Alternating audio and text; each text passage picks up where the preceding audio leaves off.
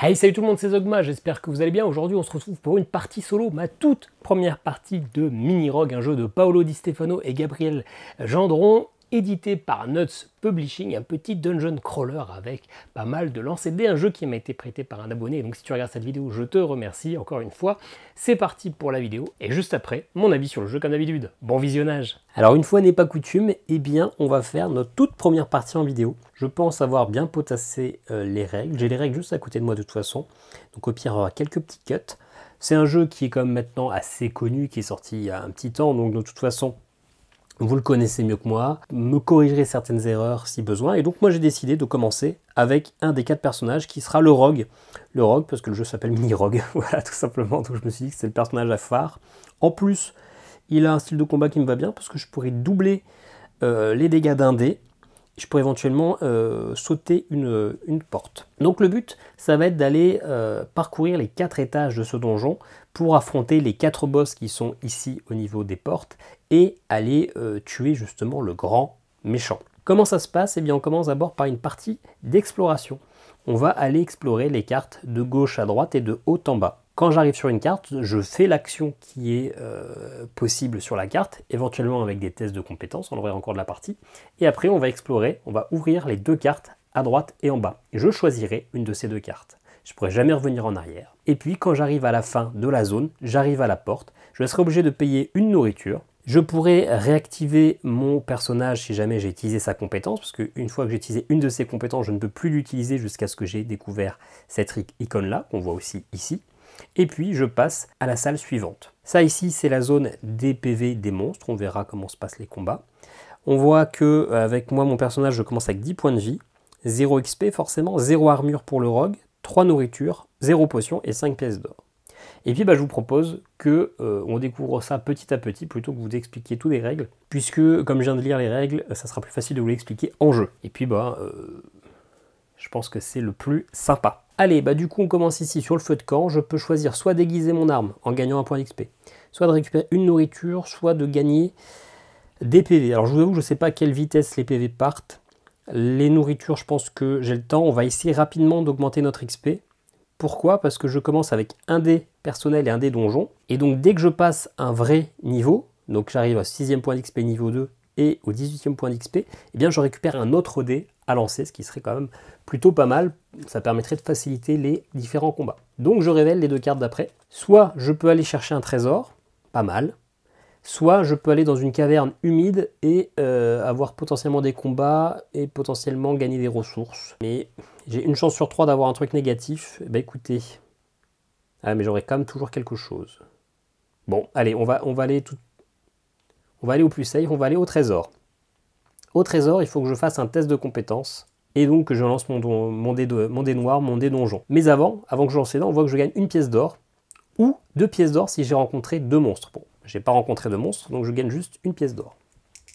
Et puis je vais lancer mes dés pour pouvoir récupérer cette récompense, le 5, qui serait de récupérer ce bonus-là. Eh bien, il faut que j'ai réussi mon test de compétences. Pour réussir mon test de compétences, c'est un 5 ou un 6. Il faut que ça soit entouré. Là, j'ai de la chance. Ok. Eh bien, on voit que j'ai réussi. Donc, je récupère soit 2 points d'expérience, soit une potion de soin. Une potion de soin qui me permet de récupérer 6 PV. Ah, bon, je vais récupérer plutôt les points d'expérience. Je suis pressé d'avoir un 2e dé. Encore une fois, je découvre. Donc, soit un sanctuaire, soit l'ermite. Alors, le sanctuaire, ça permet d'avoir des bonus et éventuellement payer une pièce pour améliorer. Et l'ermite... pour l'instant, je pense ne pas en avoir besoin. Donc, je vais aller ici. Sanctuaire. Sanctuaire. Je lance juste mon dé donjon. C'est un 1. Donc là, si je fais ça, je prends une malédiction et un poison. Donc, je vais décider de dépenser une pièce. C'est ce qu'on peut faire avec le sanctuaire. On peut faire une offrande pour augmenter la valeur de 1. Malheureusement, je peux faire qu'une offrande. Donc, je récupère juste un dé malédiction. J'aurais mieux fait d'aller voir l'ermite. Ça commence. Et donc, ce dé malédiction, finalement... Si j'arrive sur le lancer avec une case comme ça, eh bien, toutes mes valeurs de dés seront diminuées de 1. Très bien. Et pour le guérir, il faut que... Alors là, j'ai pas le choix d'aller que chez le marchand. Pour le guérir, il faut que j'ai soit une eau bénite, soit que je dépense ça. Pour le coup, ça pourrait le soigner. Après, pour l'instant, je suis peut-être pas pressé. Réduire de 1, bon. Quoique j'ai de l'argent. Alors, qu'est-ce que je fais? Je peux faire tous les achats du monde là-dedans. 5 pièces, je peux tout acheter. Augmenter l'armure, ça permet de réduire les dégâts que je prends. C'est peut-être plus rentable sur le long terme. Ouais, je vais faire ça. Je vais dépenser mes 5 pièces pour prendre une armure. Je vais garder encore un peu la malédiction. Ça réduit de 1, mais je suis pas pressé. Pour l'instant, je l'imagine qu'ils vont pas me faire beaucoup de dégâts. Ok, et donc je vais ici à la porte. Je paie une nourriture. Hop. Je vais pouvoir réactiver... Ah ouais, j'aurais peut-être dû réactiver mon pouvoir là pour sauter une carte. Ouais, j'ai pas pensé. Et en tout cas, je passe à la salle d'après. Hop. Donc, je vais récupérer toutes ces cartes-là. Celles que j'ai pas visitées également. Et je prends le paquet de cartes entier et je remélange tout et je refais exactement la même disposition. On est du coup maintenant sur la salle du boss du premier niveau. Donc, on peut retourner cette carte. Hop. Donc, le dernier boss a toujours le même, mais sinon les autres sont tirés aléatoirement. On devra affronter le protecteur du roi en fin de manche. Hop. Et nous, on est ici. Alors, c'est rigolo. J'avais dit que c'était la même disposition, mais c'était pas volontaire. On est à nouveau sur le feu de camp, donc soit je récupère de la nourriture, soit je me soigne 2, soit je prends un d'XP. Je vais encore prendre mon XP, hein. Et on va découvrir à côté l'armurerie ou le marchand. Alors marchand, ça serait safe parce que j'ai pas d'argent, donc il se passerait juste rien. Et l'armurerie, alors mince, il y a une icône là que je ne connais pas. Ah oui, oui. On peut avoir des objets, les objets on n'en a qu'un seul maximum par personnage, donc si je le prends, eh bien je dois défausser un autre. Et ce que je ne vous ai pas expliqué, c'est qu'on peut faire des prouesses. Des prouesses, c'est que quand il y a un lancer de dés qui ne nous intéresse pas, je peux choisir de relancer ce dé pour 1 XP ou pour 2 PV. Et ça, cet objet-là, ça permet d'avoir des prouesses gratuites. Et en fonction du lancer de dés, eh bien finalement d'avoir plusieurs utilisations. Bon, on va déjà le faire, on va déjà voir si je peux la récupérer. Du coup, voilà. Hein. Je peux la récupérer que si je réussis un succès. C'est un 2, donc c'est raté, et c'est dommage, j'aurais une épée usée, donc j'aurais eu 2 utilisations. En l'occurrence, j'ai raté, j'ai pas eu de réussite, donc je ne peux pas la récupérer. Ok, soit je vais voir l'ermite, qui permettrait de regagner de l'argent contre un point d'XP, ou d'échanger 2 cartes. Alors j'imagine que c'est des cartes qu'on n'a pas encore découvertes, quoique je ne sais pas. Soit de partager un repas, donc de perdre une nourriture, mais récupérer 3 cœurs. Et ici, le vert, il me permet de gagner 2 pièces si je le tue. Il est assez facile à battre. Non, il a quand même 4 PV. Je vais plutôt l'éviter, le monstre. Hein. Je vais aller voir l'ermite. Hop. Alors, le tunnel, c'est échanger 2 portes. C'est échanger 2 cartes sales, mais j'imagine que ce sont des salles. Je sais pas trop pour le coup pour l'échanger les 2 cartes. S'il faut du coup que ça soit des cartes visibles, parce que du coup c'est trop simple, je me remets le feu de camp juste là, et je suis safe. Ou si c'est des cartes que je n'ai pas encore visitées, je sais pas trop. Je sais pas trop, je suis un peu perdu du coup. Bon, j'imagine que ça serait de pouvoir redéplacer des cartes qu'on a déjà vues, puisque sinon ça serait inutile de retourner des cartes qu'on a jamais vues. Mais écoutez, dans le doute, je vais pas le faire. Du coup, je vais plutôt dépenser un XP pour gagner 3 pièces. On est obligé de faire une des actions, hein, et j'ai pas envie de perdre ma dernière nourriture, donc tant pis, je perds un peu d'XP. Ok. Et du coup, dites-moi en commentaire comment interpréter ce tunnel. Je vous avoue que là, je ne sais pas. Ok, donc un trésor ou un abri abandonné où il y a moyen que je récupère des choses plutôt pas mal. Ah oui, non, il y a quand même la moitié qui est un peu dangereux. Ok. Donc le trésor, dans tous les cas, je gagne au moins une pièce et 2 pièces si j'ai rencontré 2 monstres. Il n'y a eu qu'un seul monstre, donc je prends qu'une pièce. Et puis je vais lancer du coup un test de compétence en même temps que mon donjon. J'ai fait un 2, je rate, pas de trésor. Ok, allez, on va rencontrer notre premier monstre. Le boss, le protecteur du roi, donc je suis à l'étage 1. Et je suis solo, donc il aura 12 PV. Hop, on le place ici. On va lancer du coup tous les dés, on n'oublie pas mon dé malédiction. Et c'est toujours moi qui attaque en premier. J'ai fait 4. Je peux utiliser des prouesses pour relancer, mais ça ne m'intéresse pas. Par contre, avec ma malédiction qui est positive, je ne lui fais que 3 dégâts finalement. Je baisse de 1. Hop, passe à 9. Lui, il a fait un 4. Il réussit son attaque. Ce n'est pas une attaque critique. Et donc, on voit, quand il réussit son attaque, il fait moins 2 dégâts. Enfin, il me retire 2 PV et il ignore mon armure. Donc, il me fait les 2. Hop.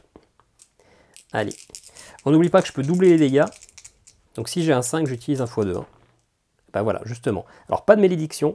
J'ai un 5 et je vais utiliser mon coup en traître. Doubler les dégâts infligés par un des dés de votre attaque. Hop, je le fais. Ça lui fait 10 dégâts. Il est mort. Et donc, immédiatement, je récupère 2 PV, 2 points d'XP. Hop, 5 et un trésor. Alors, le trésor, c'est ici. Je gagne forcément 2 pièces. Et après, je lance le dé donjon et ça me dira ce que je récupère. un 5, je récupère donc une eau bénite ou 2 pièces. Et ben je vais récupérer l'eau bénite, comme ça je pourrai retirer ma malédiction au prochain tour. Voilà, donc on va pouvoir descendre d'un étage. On n'oublie pas de payer la nourriture et on peut retourner notre héros. Le protecteur du roi, du coup, il est totalement défaussé, pardon, pas défoncé. Ouais, un peu quand même, hein, faut se le dire. Et on remélange tout, on se refait une petite zone. Hop là. Ok, allez. J'ai rouvert les volets, la qualité de l'image sera un poil meilleure parce qu'il pleuvait tellement que ça faisait un bruit de fou à travers mes fenêtres qui sont mal insonorisées. Donc fermer les volets, ça avait coupé un petit peu le bruit. C'était une meilleure qualité, mais du coup, on voyait pas grand-chose. C'était un peu flou. Là, ça sera un poil mieux. Pas énorme non plus, mais un poil mieux. Alors, on a réussi déjà la première zone. Si j'arrive à aller à l'étape 4, à l'étage 4, je serai déjà content. Ça va être compliqué, mais je serai déjà content. Ok, alors le corridor. Eh bien, de toute façon, je serai obligé de le faire. Donc lui, je lance un dé donjon et un test de compétence. Et si je réussis mon test de compétence, je pourrais modifier mon dé donjon de +1 ou de -1. 3, donc je ne réussis pas le test de compétence, donc je suis obligé de garder le 4. Le 4, c'est comestible ça. Ah, je gagne une nourriture, parfait. Je m'en sors plutôt bien. Ensuite, soit je vais voir un chasseur qui me permettra d'acheter des trucs, soit je rencontre un monstre. Je vais plutôt aller voir le chasseur, puisque j'ai 6 pièces, et donc je peux acheter soit de la nourriture, ça me coûtera une pièce multipliée par l'étage où je suis, donc 2 pièces, soit pour 2 pièces, je vire ma malédiction et ça me permet de garder mon eau bénite. Ouais, ça paraît pas mal. Ça paraît pas mal, ouais. C'est ça, je vais déjà dépenser 2 pièces. Hop, et comme ça, je vire ma malédiction. Je peux la remettre dans le petit sac. Il me reste quand même 4 pièces. Je pense que je vais acheter, eh bien, 2 nourritures. Ça me coûte 2 par nourriture. 2 par...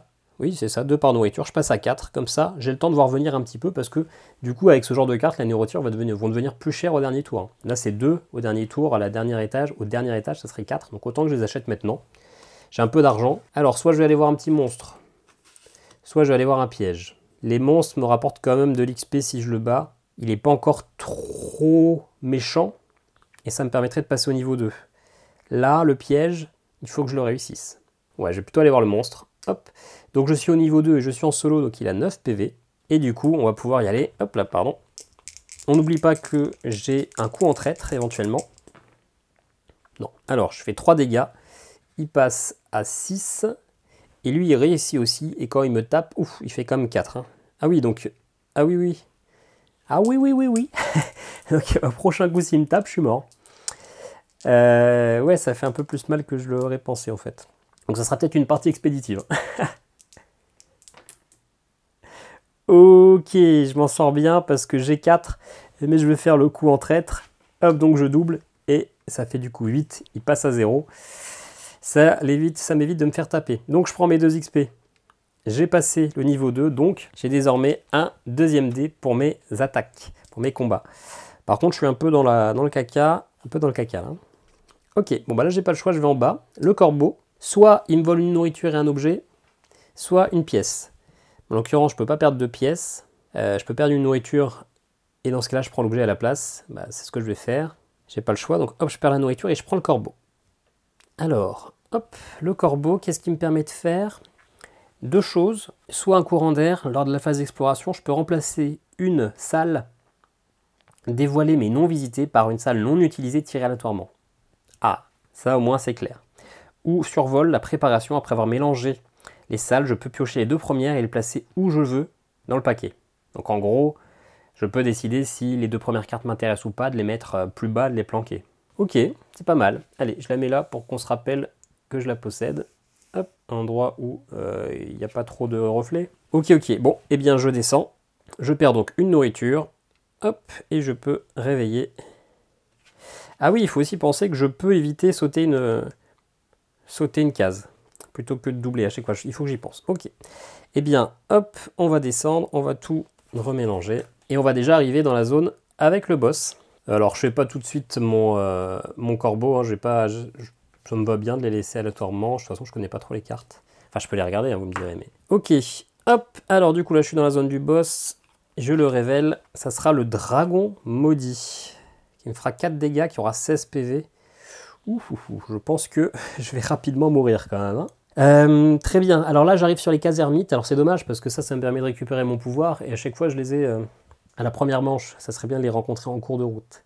Donc soit je perds un PV, je prends 3 pièces, une nourriture, 3 cœurs, ou alors j'échange de... bah oui, mais je sais toujours pas ce que ça veut dire, ça. Eh bien écoutez, je vais dépenser un point d'XP, je reste au niveau 2, j'ai quand même mes 2 dés, pour récupérer 3 pièces, comme ça je pourrais acheter des trucs. Genre des PV. Soit il y a un piège, soit une sépulture. Bah écoutez, la sépulture me semble plus positive. Là, eh bien, il faut que je lance un test de compétences et un des donjons. Et j'ai raté mon test de compétences, donc je suis obligé de prendre cette valeur du dé, je ne peux pas la modifier. Et 5, eh bien un rat qui me bouffe une nourriture. Un monstre, alors le monstre, ok. Ou la caverne humide. Alors le monstre, il a que 6 PV. Et ce qui est rigolo, c'est que s'il m'attaque, je prends 2 dégâts, mais il me fait chuter, c'est-à-dire que je tombe à l'étage en dessous, pile au même truc. Donc finalement, ça me fait avancer dans mon donjon. Ça peut être rigolo. Et 6 dégâts, bah finalement, c'est quand même facilement tuable. 6 PV. Hop, j'ai quand même 2 dés pour le tuer. Et j'ai mon pouvoir du rogue. Et si jamais il me fait chuter, bah finalement, ça m'évite d'aller voir le dragon maudit. Je prends, hein. Bon, allez. J'ai 5. J'ai 5. Donc soit je fais les 5, parce que ça, c'est un échec. Hein. Dommage, hein. Donc soit je prends le 5, et finalement, il laisse à 1, et lui, il m'attaque. Donc il fait perdre un dégât, il me fait chuter. Soit j'utilise mon pouvoir de rogue pour doubler, je le tue, mais j'aurais pu ça pour le boss. Bah, je pense que c'est peut-être plus rentable finalement de juste faire ça, les 5, ok. Je lui baisse de 5, il est à 1 PV. Lui, il a réussi son attaque, donc il me retire 2 PV, sauf que j'ai 1 en armure, donc il me fait perdre que 1. Par contre, il me fait chuter. Ch'touk, je tombe là. Et quand je tombe là, bah finalement, j'ai pas besoin de payer, j'ai pas besoin d'affronter le boss, je peux le défausser. J'ai pas besoin de payer les phases de nourriture, etc. Parce que je suis tombé. Hein. Par contre, je repars de 0, plus ou moins, hop, parce que je reste sur ce boss-là. Par contre, il est considéré comme activé. Je ne poursuis pas l'attaque, je peux passer à la suite. Sinon, ça serait trop simple, il m'attaquerait une deuxième fois et je retomberais. Hein. Donc la carte est considérée comme validée. Bon. Bah, finalement, c'est pas ça qui me fera gagner, parce que du coup aussi, c'est tout un niveau où les monstres vont commencer à devenir plus forts. Et moi, finalement, j'ai pas eu trop le temps de m'améliorer. Mais j'ai dit que j'avais un objectif d'arriver au 4e étage. Bah, cet objectif est tout d'un coup beaucoup plus réalisable que prévu. Ok, donc ça, c'est validé. Un monstre sur le côté ou un piège. On se rappelle qu'avec mon corbeau, je peux remplacer une carte dévoilée, mais non utilisée, tirée aléatoirement. Donc ça, forcément, je peux le faire. Alors, je sais pas combien de fois je peux le faire. Un objet, c'est un usage unique. Ouais, c'est de l'usage unique, effectivement. Alors, le piège est rigolo, à ceci près qu'il y a des chances que je perde mon 2e dé parce que je perds de l'expérience. Mais ça sera sûrement plus facile d'aller affronter le monstre ici qui a 12 d'attaque, qui fait perdre 6 à chaque coup. Donc au moindre coup, je suis mort. Quoi. Donc il faut être sûr que je fasse 12 avec mes 2 dés, plus mon coup en traître. Et en moyenne, je vais faire 9. Ouais, donc je vais aller voir le piège. Ou alors j'utilise mon corbeau. Ouais, non, mais allez, je prends le piège. Le piège, donc je lance un test de compétence pour savoir si c'est réussi ou pas. 4, c'est raté. Je prends le 2. Ouf. Le 2, c'est méandre. Un échec, il se passe rien. J'ai de la chance. J'ai de la chance. Ok, donc soit des nouveaux pièges, soit des nouveaux pièges. Alors, quel est le piège le moins pire? Ici, ça me fait perdre un peu de tout. Et là, ouais, franchement, alors il y a un piège trop béant, donc je peux encore finir au dernier niveau. Mais là, dans les échecs, c'est 1 cœur par étage. Je suis au 3e étage, donc 3 cœurs, boum, je suis mort. Ici, 3 cœurs, boum, je suis mort. Là, 1 cœur, et je prends du poison. Que là, ça me paraît quand même un peu plus léger, donc je vais avoir ce piège-là. Il y a plus de chances que je perde mon armure ou que je perde une nourriture. Donc, je vais aller voir ce piège-là. Hop, alors, je sais pas pourquoi j'ai changé de dé, ça change pas grand-chose. Qu'est-ce qui se passe avec mes dés? Oh, 5, j'ai réussi. C'est une réussite. Et une réussite, le 2, je gagne une potion de poison. Potion de poison, je peux l'envoyer à un adversaire et il se prend 2 ou 4 dégâts à chaque tour. Il se prend 4 dégâts à chaque tour. Ça, c'est pas mal. Ok, bon, bah là, j'ai pas le choix. Je suis obligé de descendre. un monstre. Un monstre, je suis à l'étage 3. Ça sera donc un arbalétrier. Il aura 12 PV. Et lui, pareil, il me fait 6 dégâts. Donc s'il me touche, je suis mort.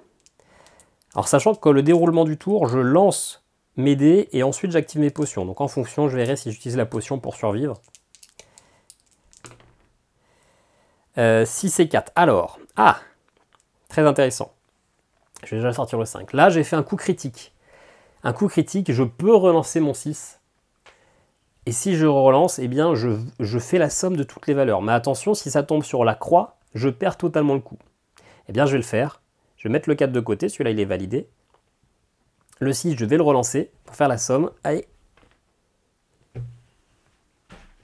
Bon. Une chance sur 6, eh bien, je perds mon dé. Alors, ce que je vais faire, c'est que je ne vais pas faire ça. Je vais utiliser une prouesse. La prouesse, soit je perds un PV, je perds un dé. Si je perds le dé, je perds ce dé-là. Donc ça vaut pas le coup. Je vais du coup dépenser 2 PV, ce qui est un suicide, parce qu'il me restera plus qu'un PV, mais ça permet de tenir un peu pour relancer ce dé et me redonner une chance. Donc je suis toujours sur le 6 PV du coup. Et j'ai un critique, donc ça me fait 12, donc je pourrais relancer une fois. Je vais pas le faire, je vais m'arrêter là, parce que du coup je suis à 16. Et du coup, je le one-shot. Très bien. Je l'ai tué, je récupère 2 XP. Ok. Je descends, j'utilise ma dernière ration. Je vais pouvoir réactiver mon personnage et j'avance. Bon, clairement, jamais de la vie je tue le boss du 3e étage. Mais sur une partie découverte où on ne sait pas vraiment ce qui nous attend, je pense que je m'en sors pas trop mal. Vous me direz en commentaire. Expliquez-moi surtout l'histoire du tunnel là avec l'ermite que je ne comprends absolument pas. Faut que je pense peut-être aussi à utiliser mon corbeau là pour me sortir d'une salle impasse. Et du coup, hop, on met en place le donjon. Bon, alors, on arrive direct sur un monstre avec 8 dégâts, 8 PV, qui permet de récupérer une nourriture. 8 PV avec 2 dés et mon rogue, je peux le faire. Je pense que je vais rester comme ça, je vais garder mon combo pour une carte plus chiante. Allez. J'ai 6. Celui-là, c'est un échec. 6. Allez, je le relance. C'est un critique, comme tout à l'heure. 3. Je fais 9. Voilà. Je m'arrête. Je l'ai one-shot. Il avait 8, pardon. Hop, je lui ai fait 9. Je l'ai tué du premier coup et ça me permet de récupérer une ration. Et éventuellement, si j'arrive à tuer la goule, finalement d'avoir assez de nourriture pour alimenter tout mon petit groupe. Donc je m'en sors très bien. Alors, soit une sépulture avec des petits bonus, soit une armurerie. On va aller chercher l'armurerie. Au moins, eh bien, j'ai pas de malus. Au pire, alors est-ce que je décide de la prendre pour échanger mon corbeau?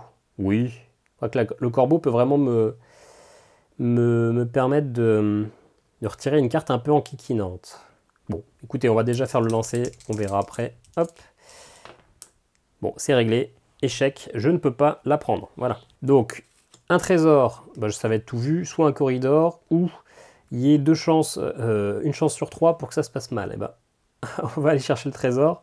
Je récupère une pièce ou 3 pièces, il y a eu 2 monstres, mais il n'y en a qu'un seul, donc je prends une petite pièce. Et alors, qu'est-ce qu'on va pouvoir éventuellement récupérer dans ce trésor? Eh bien rien, parce que c'est un échec. Ok. La caverne humide ou le piège? La caverne humide. Hop. Alors, encore une fois, en fonction de si je réussis mon test de compétence, je peux modifier ma valeur de dés noirs. J'ai réussi mon test. Donc j'ai un 4. Un 4, c'est moins une nourriture, que je pourrais transformer en 3, plus une nourriture, ou en 5, plus 2 XP. À partir du moment où je vais perdre contre la goule de toute façon, on peut partir du principe que l'XP va pas me servir à grand chose, quoi. Donc autant essayer de récupérer une nourriture pour survivre un peu plus longtemps. Ok, bon, j'arrive contre la goule, je suis au 3e étage, donc elle a 25 PV en solo. Elle va me retirer 4 à chaque coup. Donc il faut que j'arrive à faire 25 au premier lancer, sinon je suis mort. Tout simplement. Hop, alors. Il faut du critique, eh bien non. J'utilise quand même mon rogue pour faire x2 sur ce dé-là. Ça me fait donc 10 plus 2, 12. 13 PV. Et lui, il réussit Allez, non, je vais même claquer mon poison. Hop, donc il y a un poison sur la goule. On va le symboliser par un dé qu'on va mettre dessus. Hop, ma potion, elle est utilisée. Ce qui lui fait directement 4 dégâts. Ça change rien, c'est juste pour le beau jeu. Et la goule a réussi son attaque. Donc quand elle réussit son attaque, elle me fait 4 dégâts. Elle ignore mon armure et elle me fait une entourloupe, non c'est ça, non, elle me fait un affaiblissement. C'est-à-dire qu'elle me fait perdre un XP et elle me fait perdre donc 4 dégâts, 4 PV. Boum. Je suis mort dans cette première partie de Mini-Rogue.